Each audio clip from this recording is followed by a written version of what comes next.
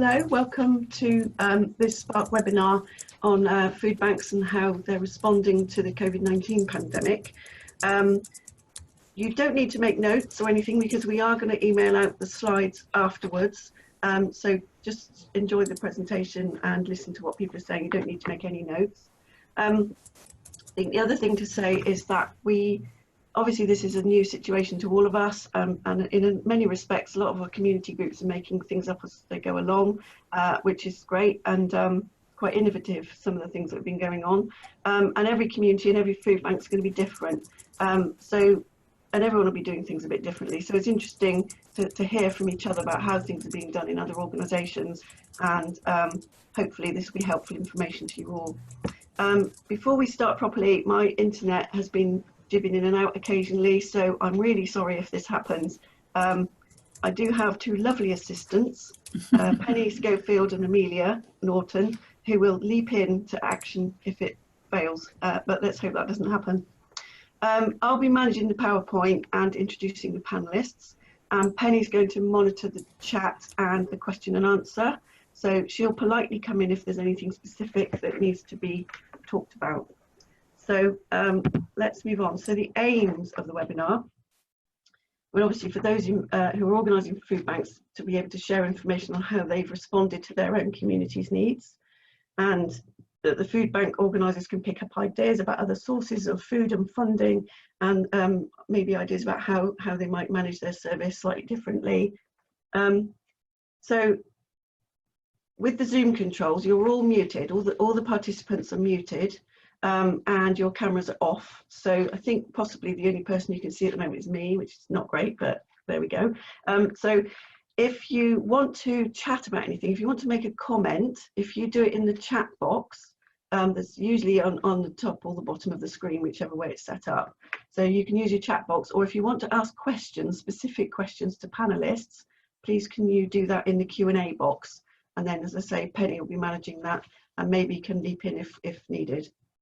So the order of it is, in a minute, I'm going to introduce the three expert panelists, and then each of the panelists is going to talk about how they operated before COVID-19 and how they've had to adapt since the lockdown, and they'll be talking for about 10 minutes each on that.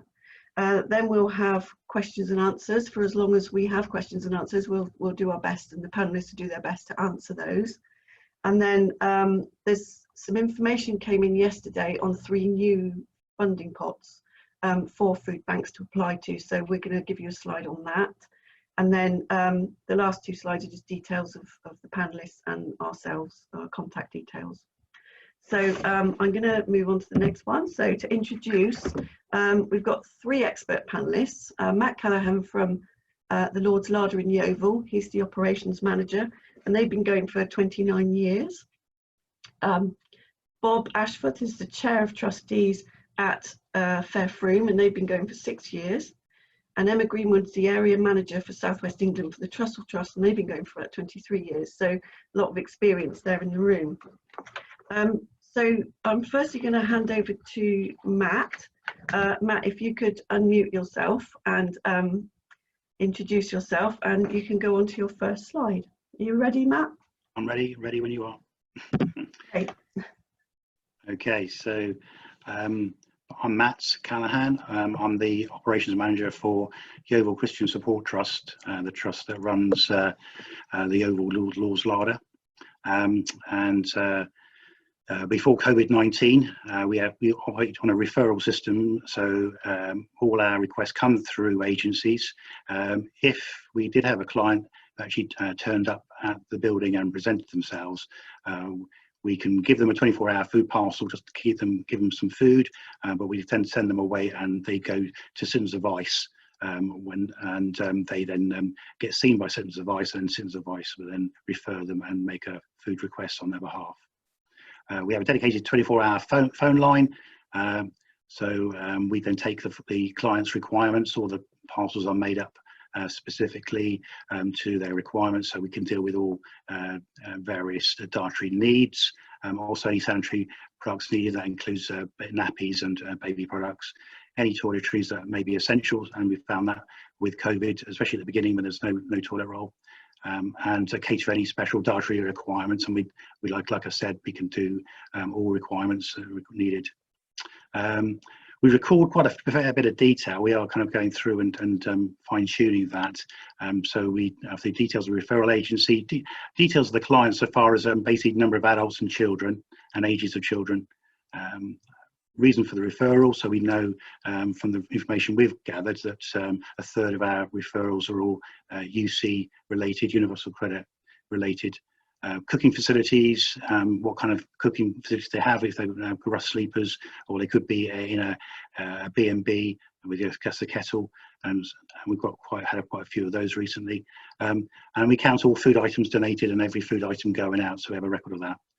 All our food tends to come from churches, private individuals, businesses, schools and supermarkets. We have an amazing relationship with local supermarkets. For us, it's Yeovil, Asda, Tesco and Morrison's, and out in Crookhern we have Waitrose who help us. And so last year we had over 22,000 items of food from the supermarket collection trolleys. Other services developed alongside the food bank. Basically, we have a community fund. Again, we're using the same agencies who apply on behalf of their clients, and it's normally for items like beds, cookers and fridges. So next slide, Sue. Okay, so compared with the same time last year, so since COVID, obviously everybody's experienced a big uplift. Just this is really since March when the lockdown started. So we've seen those number of items go out, helping the number of adults, 1,064 adults, 887 children, a 53% increase. And I think most food banks notice there's a huge uplift on the first couple of weeks. And then I think for our experience at the moment, it seems to simmer down a bit. Whereupon back in February, before COVID, we were helping 407 people each month, on a month. Then for obviously for March, we helped 11,000. So it's a huge uplift. Now it's dropped down to about 876. So it's got down to still double what we normally do, but still a little bit more sensible for us. We have received extra donations, and I think it's been a testament to the community who've got really behind food banks and the way that they've been portrayed in the media as an essential service, which is great, and also great for our volunteers. We'll get lots of donations from supermarkets, Morrison's in particular, who are giving us a pallet direct from their warehouse, from their central DC, and it comes straight to us, which is fantastic. And we have obviously, I think a lot of food banks are the same way. I've seen a huge uplift in financial donations, which has been amazing. Lots of villages and churches, some of them which never really used to collect for us, are now getting involved, which is fantastic. How we keep in contact with them is regular updates on our website. We have got a page which we put on there, which is what we most need. So we update that every week, and that obviously changes as things flex within the food bank. And last month we had 15,000 hits. It's just to illustrate that it does get used. I mean, it's a fantastic means of communication. Extra funding obtained. We have had a funding from Somerset Community Foundation and the Charities Aid Foundation Coronavirus Emergency Fund. So that's kind of external funding, other than those from private individuals and other smaller bodies. Volunteers, we used to have 27 volunteers, most of all but 2 were over 70, and so they had to leave us at the beginning and now self-isolating. We now have a group of younger volunteers, most are on furlough, a lot of them are primary school teachers. We have a couple of students who are off college, and we have some younger retired volunteers. So it's all working out very well for us, but we had to train up a whole group of volunteers after COVID. And that's it from the bank, Yeovil Lawes Larder. Oh, thank you very much, Matt. I mean, there's a couple of extra questions I've got for later on, but thank you for that. That's brilliant. And then people can maybe ask questions of you towards the end. That's lovely. Thank you. So Bob Ashford, Chair of Trustees of Fairfrew Food Bank, is next. If you'd like to introduce yourself, Bob. You ready? Have we lost Bob? Can you see me? Oh, yes, I can now. Hello. Okay, good. Technology. Thanks, sorry. Thank you. Yeah, chair of trustees sounds rather grand. I also describe myself as a sort of general dog's body, really, because all our trustees are also volunteers. So, for instance, now I staff the food bank every Wednesday, for instance. So, Fairfrew, we've been going 6 years. We, like Lord's Larder and others, we operate a referral system. So we've got a wide range of community organisations, both statutory, voluntary, and charity as well, actually, some of them. So they make the decision about, or they did make the decision, they still do, about who actually refers people to, about who is referred to us. And we give out food parcels depending on whether a family, couple, or individual. We also, as like Lord's Larder again, we don't just give away food, we also collect and give away toiletries, which are really important actually. And we give quite a lot of that. And we also get, as you know, throughout the weeks, we also get given other things, which we also give as kind of extras on top of the normal food parcels. The referral system works really well in terms of, you know, we make sure the referrers make the decision, we provide the food, and that's the way it runs really. We've got quite an extensive recording system, which is really pretty important in terms of not just us knowing what's happening, but we can also demonstrate to people who refer, people who give us money, exactly what we're doing. And it's really useful to know. And we can also see, you know, whether there's shortfalls, whether there's groups we're not sort of reaching out to. So we record not just to the client's details in terms of their address, number of children and family, date of birth, etc., who referred. We also sort of count, as again Lord's Larder does, count the food in and out. We don't count individual items though. We count the weight, you know, by kilograms. So we weigh it as it comes in, and we weigh it as it goes out. And unsurprisingly, it's pretty well matched really. It has been in the past. Where we get food from, again similar. We get food from individuals who we call them our invisible donors.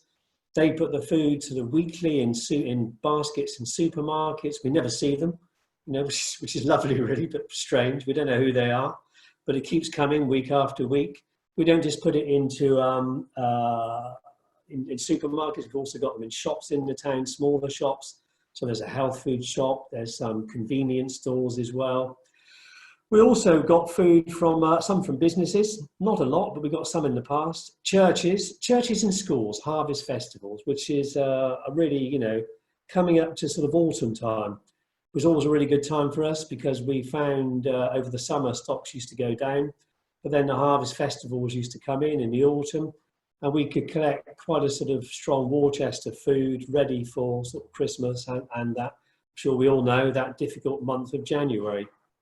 We also gave out food vouchers for the fruit and veg vouchers for a small local fruit and veg shop, which worked really well. So depending on whether it's a family, couple or individual, depending on how much they had.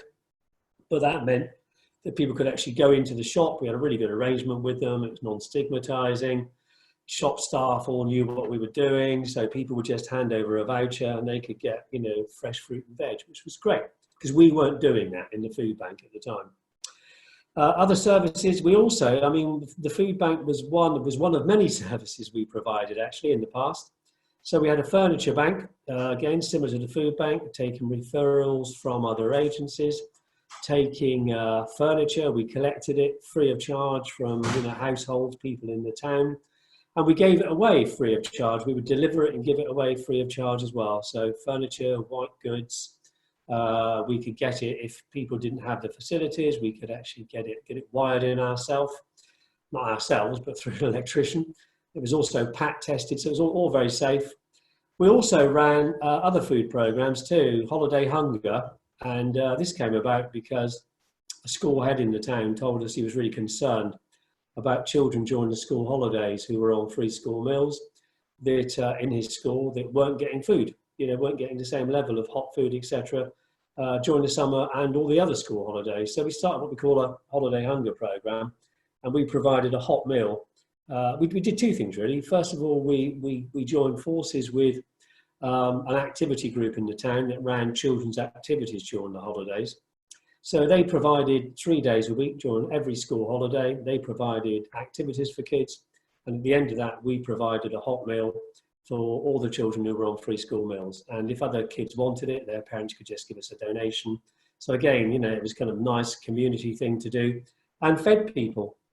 And coming out of that, we then realised there was actually a need, not just during the school holidays, but throughout the year, because believe it or not, although through, you know, to everyone, you see it on the news and Sunday Times, it's the best kept, most adventurous, most exciting.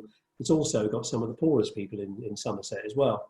So there's a real split in the town, and there's a lot of people who've got street homeless and other people who really struggle. So we started a Food at 5. And what this is like a restaurant, really. We opened a restaurant in three places in town, 3 days a week, and we provided free 3-course meals to people. Anyone could come in. Again, if you were on benefits, it was free. If you weren't on benefits, you could make a small donation, and you could come in as well. And it was great. There were kids there, families there, homeless people there, older people there. It was a really good mix.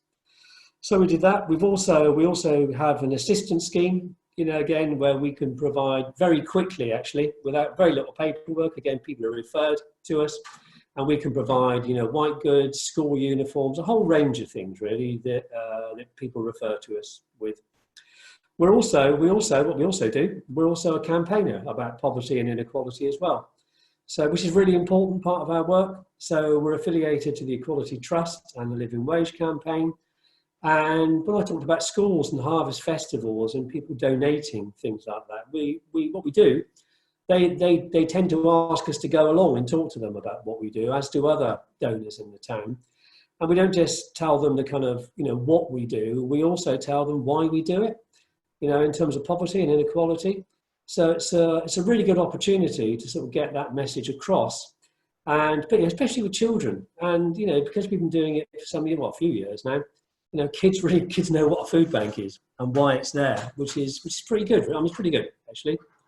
So that's what we were doing. So, of course, you know, then the lockdown and the virus came along. So since lockdown, I mean, everything's changed quite dramatically, really, in terms of we've closed the furniture bank because you can't have 2 people in a van, you can't go in and out of people's houses. We've had to close the Food at 5 because, again, you can't have a restaurant open. We've had to close the holiday hunger programme for the same reasons. And but we have kept the assistance scheme going, which is again being really busy, actually, because what we're finding is a lot of other agencies around that used to provide those things, and shops, etc., just aren't open. So we can do that. But in terms of food, the food bank has gone crazy, really. You know, like everybody else, we know. So the take up is what it is. It's over 3 times as many food parcels going out as it was before the virus. And interestingly, if you look at our food in, food out, that's also gone up 3 times, which is just as well, really. So we've had lots of extra donations from as you can see there, Sainsbury's, Asda. You know, again, people have upped their individual donations. This isn't free food from the supermarkets. We have had free food from Morrison's. We've had lots of businesses, as unfortunately they've been closing down, particularly restaurants, cafes, etc., who donated a lot of extra food to us, fresh food, which we were able to give out quite well. We also had some, I say, big businesses who were producing for cafes and restaurants, and found they didn't have the trade anymore, so they were giving us food as well. We also started purchasing stuff too, because what we were finding, I'm sure it's the same with you guys, that there were certain foods which we just couldn't get. People weren't donating because they were hard to reach. So we've got what we call a personal shopper who spends her days shopping, really, going out with a list we give her of all the ingredients that we need, all the stuff that we need. And she tries to source it, and local supermarkets are pretty good about that. They now know, you know, who she is, what she's doing. We've also started, we kept up the fruit and veg vouchers, although again, we're giving out a lot more of that. We've also started buying now as well, fresh bread, fresh eggs, fresh fruit and veg, etc., which we also give away with food parcels. We've also started home deliveries. We never used to do that. And again, a lot of people are self-isolating, obviously. And if they can't get out to us, then we have a group of volunteers that drive safely, deliver stuff on the doorstep, ring the bell, or telephone them. Clients pick it up, take it inside, so there's no actual sort of face-to-face contact. That's a very different way of working as well. I guess the other thing we're doing, which we didn't do anything like as much really, is reaching out through schools. Because schools in the town, most of the schools in the town are still open, despite what you might read in the media. And most of the teachers in town are really busy working with families, and particularly, their particular concern is around sort of vulnerable families, safeguarding issues, and families, again, who are getting free school meals. So we've done several things with them. I think I've spoken to every head teacher in the town over the last 6 or 8 weeks now, and to see how we could help. So we've done lots of things, really. First of all, we have given out one individual family bag for the schools to give away to families as they thought necessary. We've redirected some of the bulk items that we've had coming in to those schools to give out to families on free school meals. We've also, I mean, pretty amazingly really, we've also given an Asda food store voucher to every child on free school meals in the town, which is 750 children. So 750 children in the town have had an Asda store voucher, which their parents can use, obviously, and they can take it into the Asda and they can buy fruit and veg or food or what they like, you know. And again, it's about, we say, you know, shopping with choice and dignity. It's up to them. It's non-stigmatizing. It's like a supermarket card.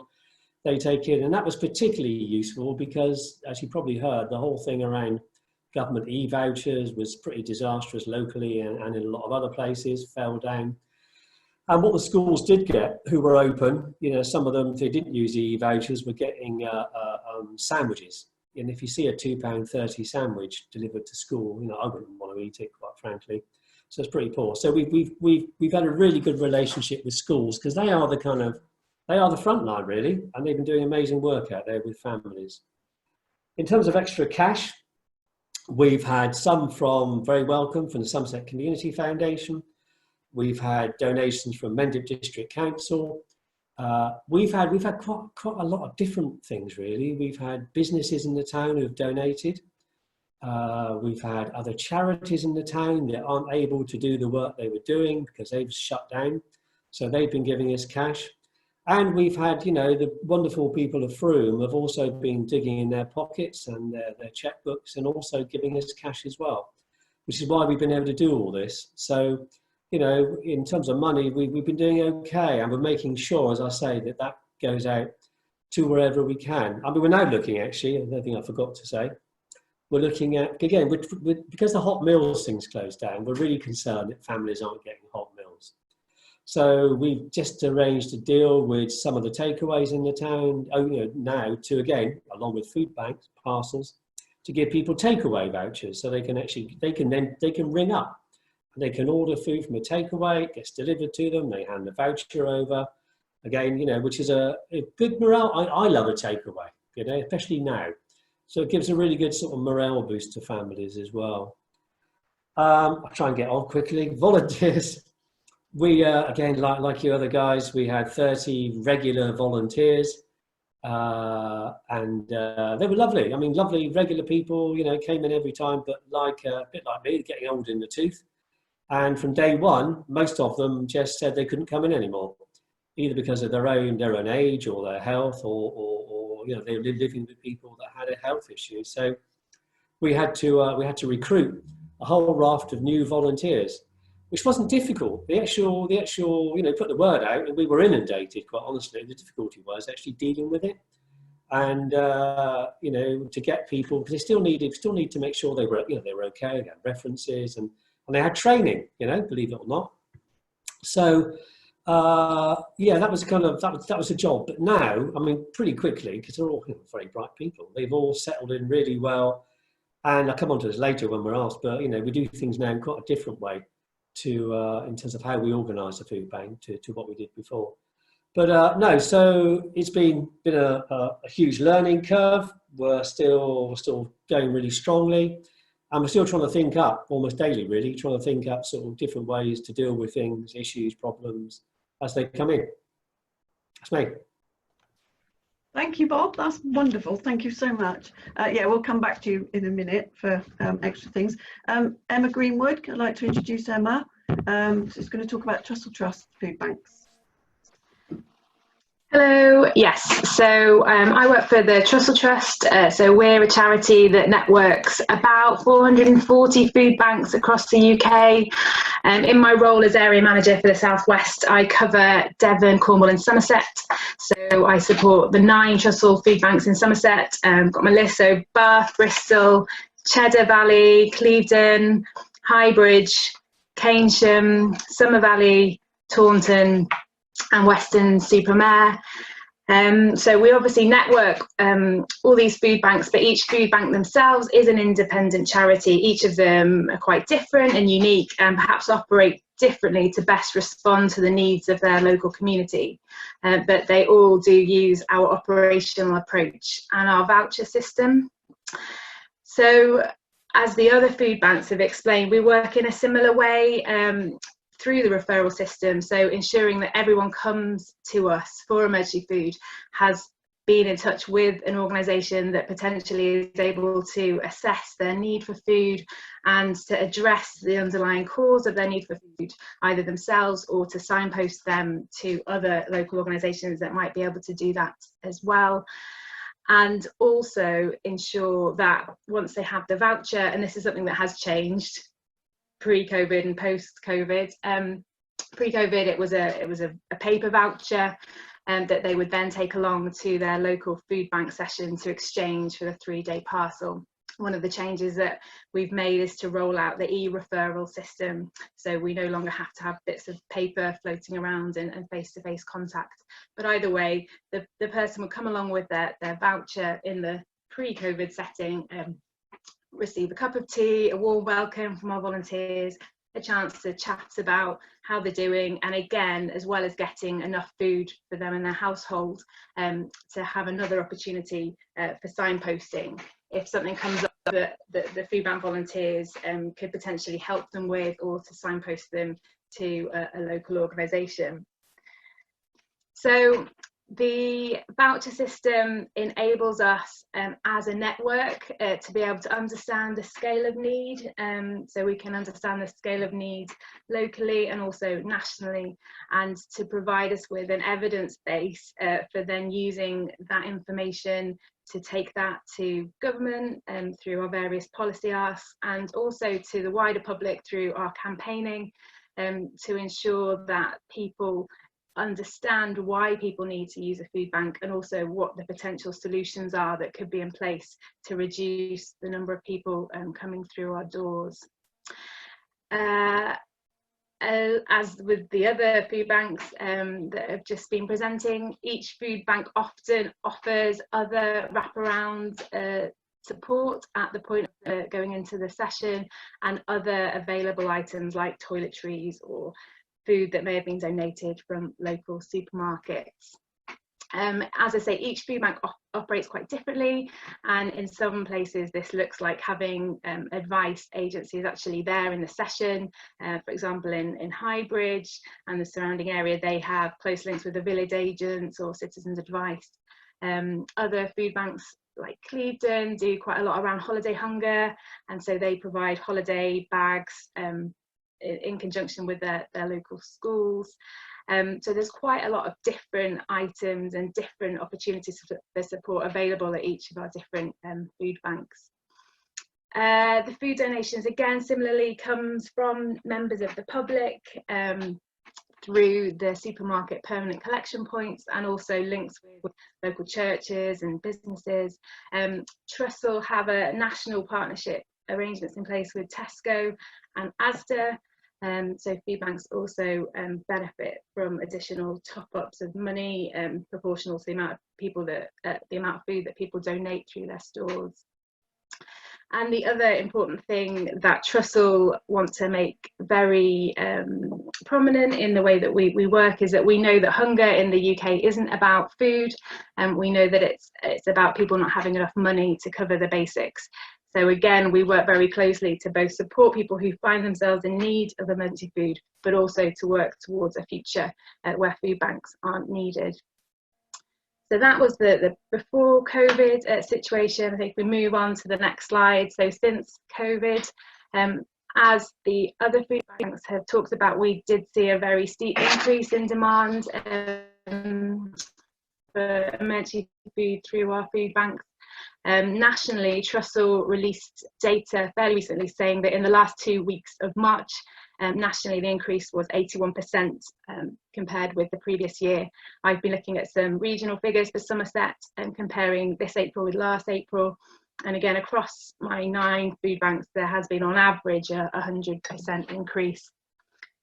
I think, as again the other food banks have been talking about, this has slowed a little bit. Food banks seem to be getting back onto a more even keel with responding to the need that's coming to them.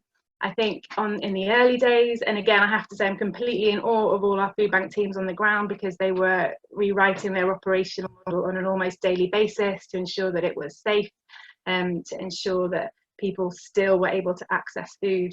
And one of the things that we've seen across our food bank is that some have shifted to 100% delivery, so they just change their model completely to do that. Others operate maybe half and half, and others are still having distribution centres, but obviously working on a reduced amount of contact or virtually contactless delivery, exchange of food.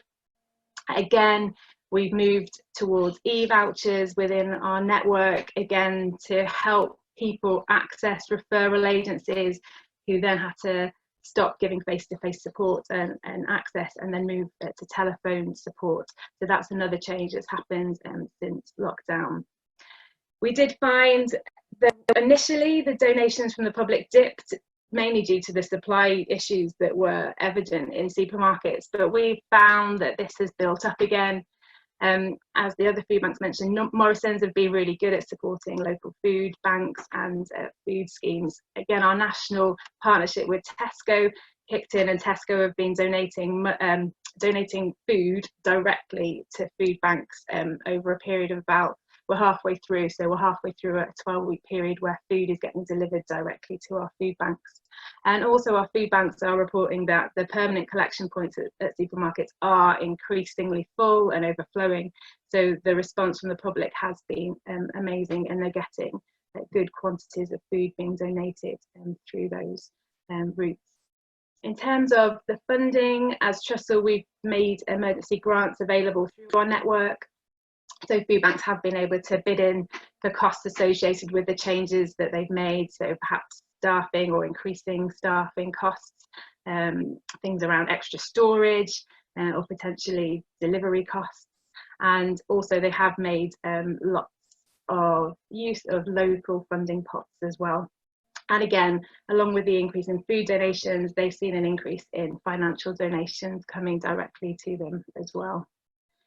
And looking at the volunteers, it is a common picture from the point of view that actually when those over 70 and those with underlying health conditions did have to step back, food banks lost around 60 to 80% of their volunteer teams.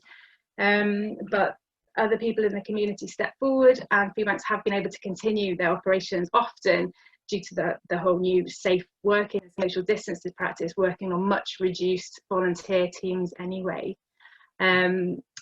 Food banks have operated throughout this process, and I think now we're getting into the new phase as we establish what food banks are going to look like in the mid to long term. It's now working out how we can continue to ensure that there are enough volunteers.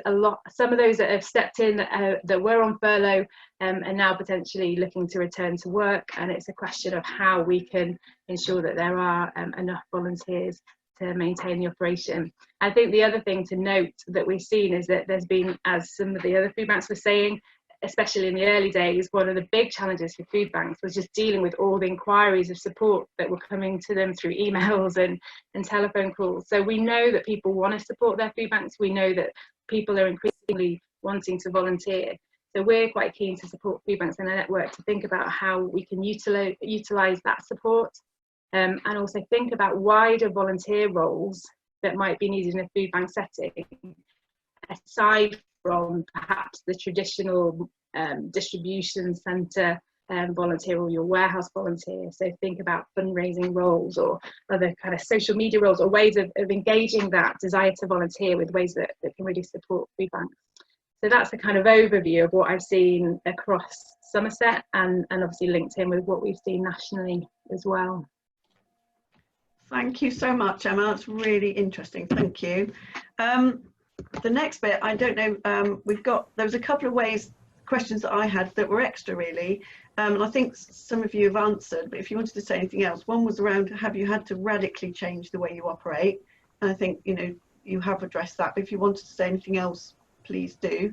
And the second one was about what have you learned from the experience that you'll take forward into the future?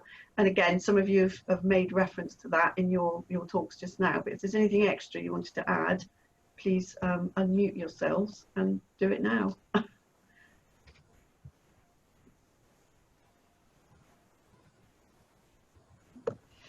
Yeah, I have to just add that. I mean, basically, I think what we found was when we had that big uplift, that we were fortunate enough to be able to move into a neighbouring sports hall and be able to function from there, and that has enabled us to keep social distancing for our volunteers and work in a safe environment.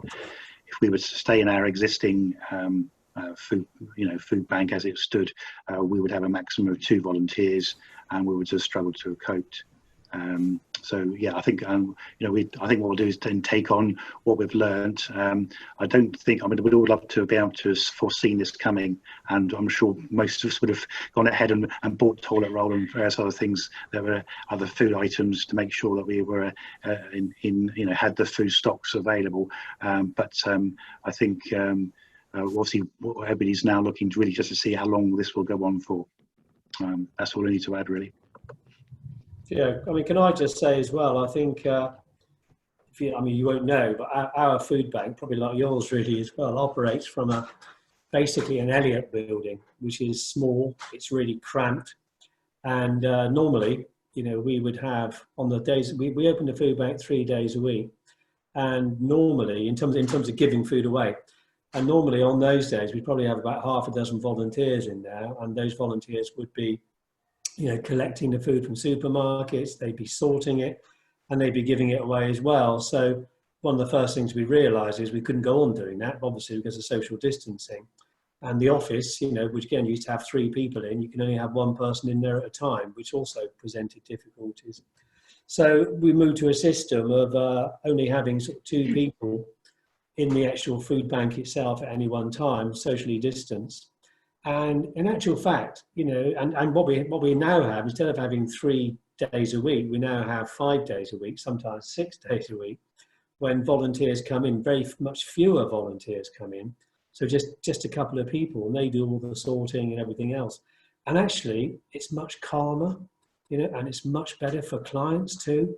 They were coming in before, and there'd be a sort of, we make them comfortable, sit down, cup of tea, coffee, but there'd be a lot of people around, and that's not great. So that's one thing we've learned, and actually we're going to keep that going, because it's so much better and calmer for everyone. So that's one thing. I guess the other thing to say is, I mean, this is going to go on a long time, isn't it? I think there's no doubt about that. Social distancing is going to go on a long time. People are still going to be vulnerable for a long time. And even if the lockdown ended completely tomorrow, there's still going to be an awful lot of people who are going to be, especially when furlough ends, who are going to find themselves unemployed, without jobs, etc. So we're still learning, and we'll all continue to learn, and that's really important. I think you just need to sort of think and recreate. Forget what you were doing before. Think about how you can continue to reach people, and more people, and particularly those people now who have never been anywhere near a food bank before, and people who had, dare I say, very good jobs, very well-paid jobs, who sometimes now find themselves with nothing, and that's not going to get any better, unfortunately. So we do need to again just keep thinking, recreating about how we can do what we do. Can I jump in, Sue? Because we've got a couple of questions here now. Yeah. The first one was from Erin Bisgrove. I have a client who is prioritising alcohol purchasing over buying food, and then comes to me asking to organise a food parcel. I'm not sure what to do, as I know he doesn't have the food, but he is choosing not to buy it as he can get it from food banks instead. What would you suggest I say to him? Don't know who wants to answer that. Matt, is that, sorry, whoever. I mean, I'm happy to come back on that one. Again, Yeah. you know, we take referrals. You know, agencies refer people to us. Yeah, they make the assessment of actually what that person's needs are. Because they've been referred and they've been to a referral agency, they can also signpost to other agencies. So obviously, you know, we don't allow people to keep coming back on a, you know, weekly basis, but we're different in as much as, you know, we don't see poverty as being in sort of, you know, 3 or 6 week cycles. It can return. So we're fairly fluid about that, but we don't make judgments about people, you know. And same with the ASDA vouchers. Some people said, oh, you know, if you give an ASDA voucher to someone, they could go in, they could spend it on a bottle of wine or whatever if they're a family. Yeah, you know, they could. They could also spend their universal credit on whatever they want to spend it on. But again, you know, we don't make judgments about that. And quite frankly, I sit down here of an evening and, you know, I enjoy a glass of wine. I enjoy a takeaway. And it gives me a morale boost. And why shouldn't that be available to other people as well if they want to? I'm going to attempt to allow Aaron to speak. Aaron, can you, oops. Can you hear? Can you say something? See if I've managed to do that correctly. Yes, I'm talking at the moment. Can you hear me? Yes, I can. Can all the panelists hear? Yeah. So has that answered your question? Was there anything else you wanted to come back on for that? No, I think kind of, I know it's a difficult time, so it's belongs. It's just, I feel bad because I feel like it's almost abusing the system of giving out food to those in need, and it's his choice. But I understand that he also has a problem with alcohol there. So it does open some clarity for me. Okay. Do you take referrals, Aaron, or do you have people come direct to you? A little bit of both, really. So is this somebody who's coming direct? Yeah, he's a kind of a long-term client of ours. Right. It's playing for a while, and it's only now that this is really flaring up at the moment of this. And I think obviously the pandemic causing him to be concerned and therefore drink more. Yeah. Money on alcohol. Okay. Yeah. Okay, Morris has asked a couple of questions. Morris, do you want to ask them yourself? I think I've got the hang of this now. Hoping I have. Yep. So I should be unmuted. Yep, you are. Right. Yes. Well, in normal circumstances, we get all our referrals through agencies. We're getting to the position now, which is that we're getting families coming back and back. How do others deal with that? Because what we've said in the past is that we allow 6 weeks of food parcels before we question it, relying on the agencies, be they health visitors or to assess their needs. And after that 6 week, we've been saying, well, by that time, they should have been in a position where they're financially sorted with universal credit, any benefits, and should therefore be in a position to feed themselves. But at the moment, with so many agencies not dealing with direct, we're getting to the point where we're getting some families now coming back regularly, and we'll be going over the 6 week period. So should we be asking for some sort of proof from the referrers that the families are getting looked into, that they're getting support and assistance, rather than just somebody? What we're concerned about is somebody may well be just effectively rubber stamping. The family says, we've got no food, things are tight, and the referring agent, health visitor, village agent, whatever, is then saying, that's okay, I'll bang off a referral. So are we going to be supporting a few with our stocks repeatedly, or are we going to be helping more people for a shorter period of time? Because okay, does somebody want to come in on that? Sorry to interrupt, Morris, but there are a few other people with questions, yes. So I'm going to move it along a little bit. Does maybe Matt, you? Yeah, if I come back quickly, basically, I always remember when Universal Credit came on, we never used to do food parcels for maybe a 2 week parcel and maybe a request by the agency. and that used to be an exception. And then Universal Credit came on board, and the 4 to 5 week wait for payment, first payment, is a standard thing now. So I think what we have to accept is we're living in exceptional times, and there are going to be people whose income has basically has dropped to a very low level. And I think we will be having, clients coming back time and time again for long-term support. Obviously, how we deal with that in the future, I think it's a question for the agencies. But as long as the agency is still supporting them and monitoring and inputting, I think that's where we are with that. Okay. Anybody else? Sorry, no, I'd agree. These aren't normal times, and as long as we've got the food, and we'll give it away. Yeah, and yeah.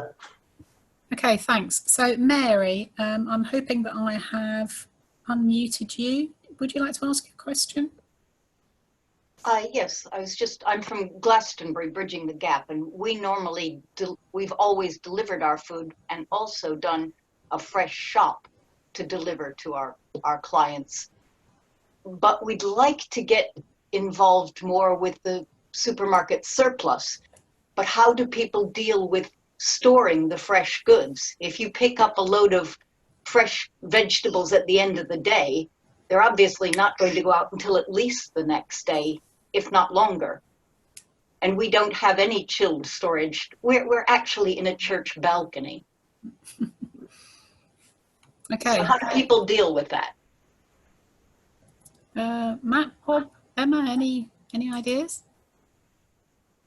I'll see whether, well, I don't know whether Matt or Bob might be better placed. It's the provision of extra food other than the non-perishable items is often something that some food banks do, but it's outside of our kind of general trust model. So we don't offer any potential kind of support around that. So I don't know if Bob or Matt, do you do that in your centre? Yeah. I mean, the fresh food is always really difficult. We have a fridge, but again, once you start storing food, there's all sorts of regulations around that. And what we tend to find from supermarkets is, they will ring us up and they'll have like 5,000 courgettes fresh. So what can you do with 5,000 courgettes? Not a lot. So we don't take a lot of fresh food. But fortunately, in Glastonbury, you might want to talk to Frome Town Council, because the council here set up a community fridge in the town centre. They're working on it. Yeah, they've got a group of volunteers and they take stuff from supermarkets, goes into the fridge, and it's open access. It's open to anyone. Doesn't matter. And their aim isn't necessarily to target food at those that need food, is actually to recycle or to prevent food wastage. But again, one of the things we've learned throughout this is because the fridge has been closed, because of the virus. So one of the things we have learned is that we now buy regularly fresh fruit and veg from stores and local small shops, which actually supports them as well. And we give that away on food bank days. But it's very hard to deal with huge bulk deliveries from supermarkets, fresh food.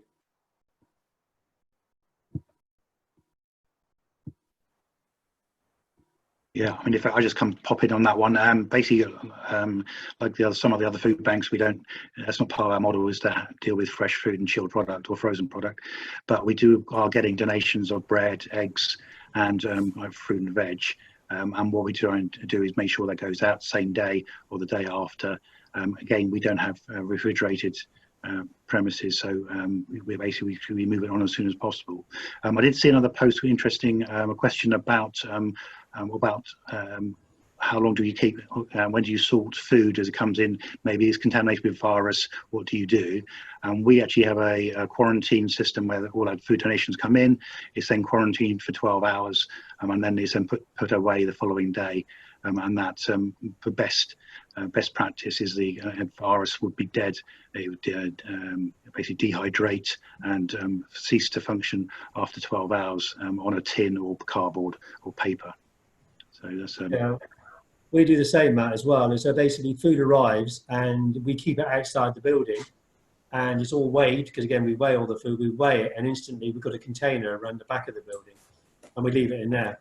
And so that's all part of the kind of, in-out monitoring system. We do what we can, basically, again, and we're still learning.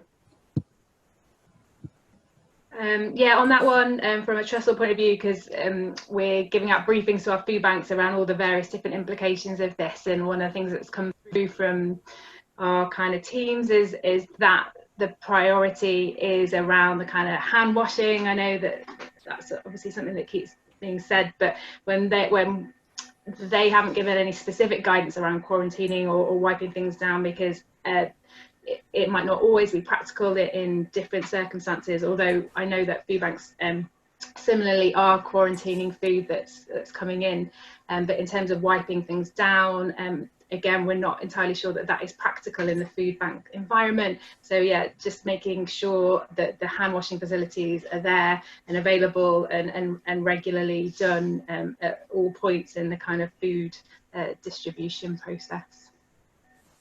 Thanks. Can I just check, Mike, you had asked about cleaning food. Has the panel answered your question effectively with the leaving it outside for a while? Mike, hoping that I have. Mike, can you hear me? No, never mind. I hope that that's answered his question. Amanda, you have a question. Would you like to ask it? Hiya. Hi. Hiya. I'm just wondering why they weigh the food. Is it just like sort of the fresh food that you buy in that you weigh, or you're weighing the tins and things? What's the sort of purpose of weighing it? Yeah, can I take that one? Yeah, I mean, I think there's a Somerset saying, isn't there, which is that doesn't matter how many times you weigh a pig, it doesn't get any fatter. But actually, I think in this case, it's part of our kind of demonstrating to would-be funders, etc., about what we're doing, and that's a significant part of what we're doing. It also, so I think that's it. I know it sounds a bit crazy because we do know the numbers of people coming to the food bank, etc. But people ask us, people have asked us right at the start, so how much food are you getting in? It's also a good kind of stock taking business to know, how much space we need, what it looks like year on year, etc. It's also from another benefit of weighing it in is that you're then able to respond to the people that are donating it to you, in the cases of schools and businesses and individuals, and say thank you for this amount of food. This has provided X amount of support for families locally, and also in terms of transparency and stewarding your resources in the same way that you would account for financial donations to a charity. It's a way of accounting for these donations in kind, and as you say, the amount that you come in and the amount that goes out. That's great. There's one more question now. It'll probably be our last one. This is from Roger Habgood. Roger, if you don't mind, I'll read it out because my technical skills are testing me. Roger is from the Besom in Taunton. We deliver emergency food packs, including fresh food from referrals and starter packs, bed, fridge, kitchen articles, toasters, etc. We have strong, trusted relationships with referral agencies developed over many years. We have had to stop furniture deliveries and our projects, gardening and decorating. We fund ourselves through partner churches, individuals and groups. How have others dealt with volunteer referencing? We tend to deal with the most vulnerable people, domestic abuse, those coming out of prison, off the streets, etc. Safeguarding is a big deal. Matt, maybe, would you like to? Yeah, just to clarify the question. You're talking about volunteer referrals, or what are we saying exactly? I think he's wanting to know. Let's see if I can find you. Roger, I think I've unmuted you. Can you talk to us? I'll try, yeah. The issue we have really is one of coffee. Yes, please. We've got like everybody else, a lot of volunteers who are over 70. So, and we take it very seriously in terms of looking at volunteers. And I know that a lot of volunteers out there at the moment aren't trained in the depth that our guys are, and the vulnerability is quite high with particularly some of the groups that we deal with. So I wondered what other experiences are out there, and it's all about how are you referencing the new volunteers. Okay, I got to handle that. So basically, like I say, we've had a new lot of volunteers come on. Nearly all of them we actually already knew. Some of them, like I say, are primary school teachers, DBS checked. And then what we do then is manage the risk then. So if we had volunteers, if they were, say, going out doing delivery, then we'd want to use our DBS checked volunteers to go out and do that kind of activity. And those who stay in the food bank, there's a lower risk, but obviously I understand the concern, and I also understand the areas that you guys work in. And you have to make sure that you kind of manage the risk within your volunteers. Yeah, just the same, really. And again, these are not normal times, so we do all we can in terms of checks. But to be frank, yeah, most of the people are actually known to us, or known to somebody else who's volunteering. And in terms of DBS checks, I'll stick my head out here, but we don't, in terms of food bank volunteers, we don't do DBS checks with food bank volunteers, because it's actually not a regulated activity under the sort of legislation. So we don't do that.